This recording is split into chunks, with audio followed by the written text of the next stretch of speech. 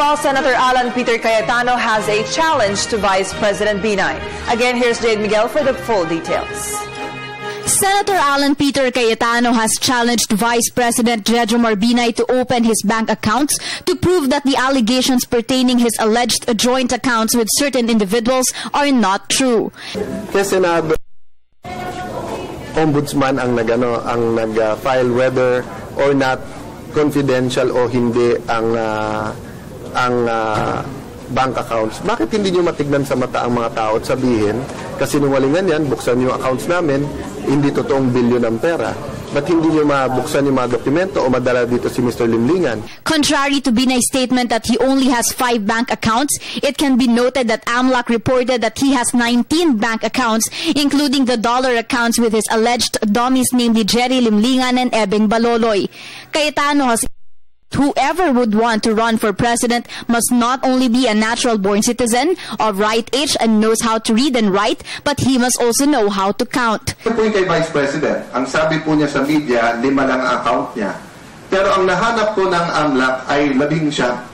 Sayang po, sayang. Bakit? Under the Philippine Constitution, you can run for the Philippines if you are you can run for president or vice president if you are a natural-born Filipino, if you are 40 years old and you can read and write. Yun lang 3.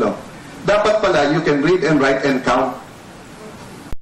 Kasi kung may count, hindi sana siya vice president. Sabi niya, 5 lang account eh. Ang AMLA nakita na 19. It has also been shown in the hearing that Binay has joint accounts way back in 1990s. Nakita ngayon na hindi lang peso account pero foreign accounts. At hindi lang noong 2008 hanggang 2014 kasi pilit na pinapaliwanag ng Binay family na campaign contributions to, but way back 1990s pa lang ay meron ng joint account, foreign at local. Former Makati Vice Mayor Ernesto Mercado also questioned why Jerry Limlingan needed to inform Binay regarding his finances if those money was earned by him through his businesses. Kung yan po, pera ni Mr. Gerardo Limlingan, bakit kailangan i-report? Mercado then reiterated that nobody ordered and paid him to unleash the accusations against Binay. Marami mong pinawawa ng salita yung kampo ni Vice President Binay na kaya raw ako patuloy na nagsasalita. Ako raw ay tumatanggap ng pera sa iba't ibang sama. May nabanggit nga akong liberal, may nababanggit na nasyonalista. Gusto ko lang mong ipaalam sa inyo at sa Pilipino.